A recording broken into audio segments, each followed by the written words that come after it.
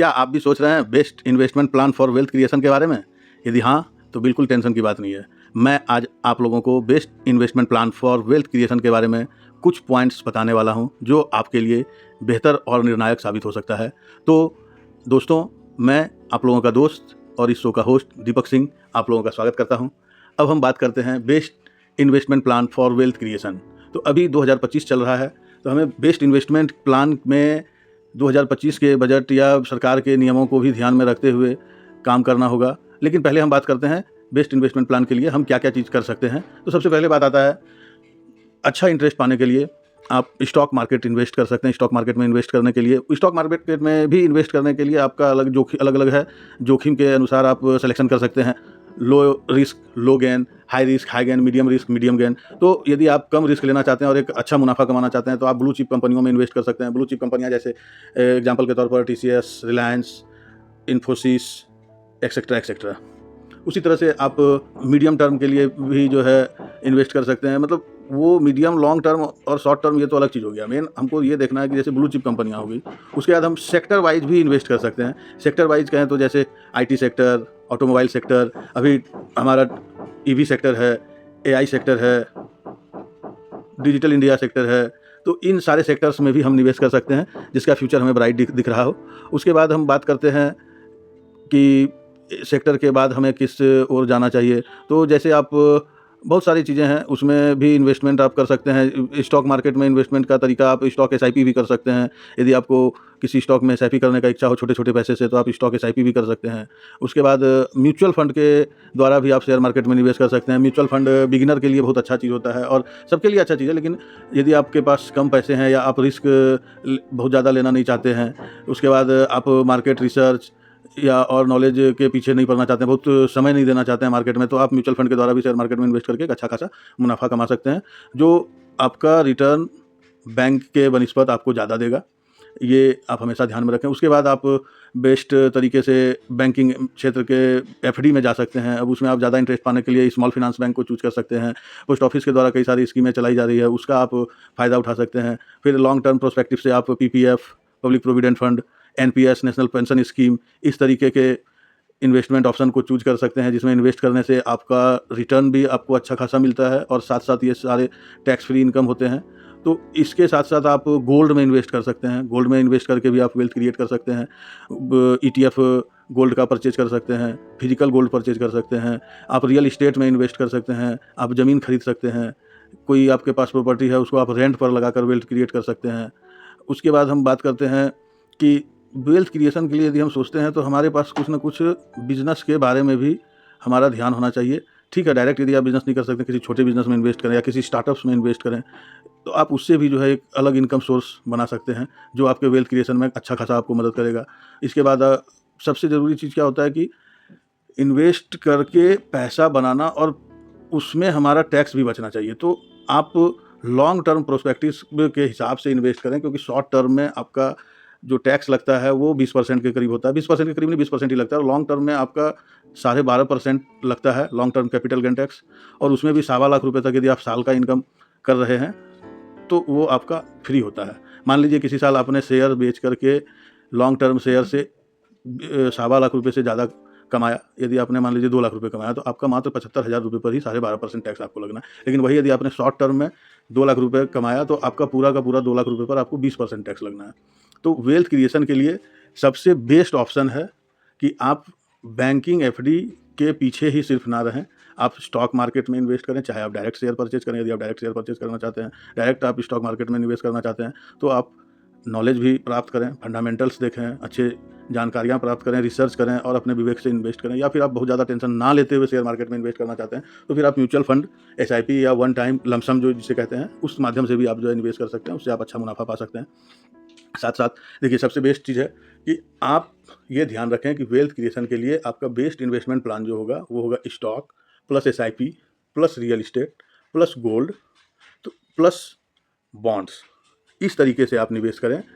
मतलब इसका ये हुआ कि आप अपने इन्वेस्टमेंट को डाइवर्सिफाई करें, उसका डाइवर्सिफिकेशन करें।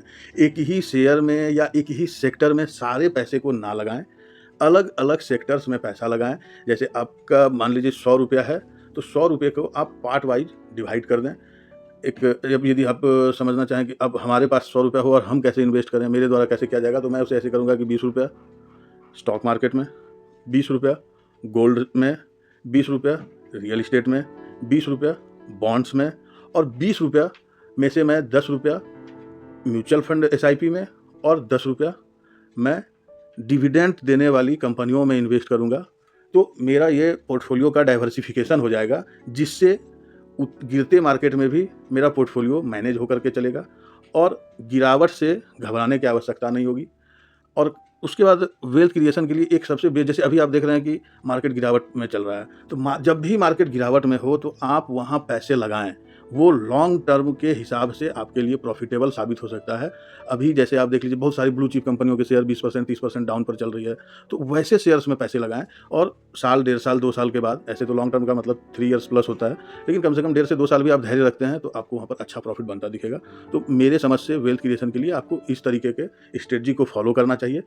आप स्टॉक में इन्वेस्ट करें डायरेक्ट से शेयर मार्केट के द्वारा, या फिर आप म्यूचुअल फंड के द्वारा इन्वेस्ट करें, म्यूचुअल फंड में एसआईपी करें, lump sum amount one time invest करें, या फिर आप गोल्ड में भी इन्वेस्ट करें। दोनों चीज़ों के साथ साथ गोल्ड में आप फिजिकल गोल्ड भी परचेज कर सकते हैं, बट इन्वेस्टमेंट के लिहाज से बेस्ट होगा आपका डिजिटल गोल्ड, जो आप ईटीएफ के तौर पर परचेज कर सकते हैं। पहले सोवरजिन गोल्ड बॉन्ड आता था, अब वो बंद हो चुका है, इसलिए उसकी बात हम नहीं करेंगे। उसके बाद आप रियल इस्टेट में भी इन्वेस्ट कर सकते हैं।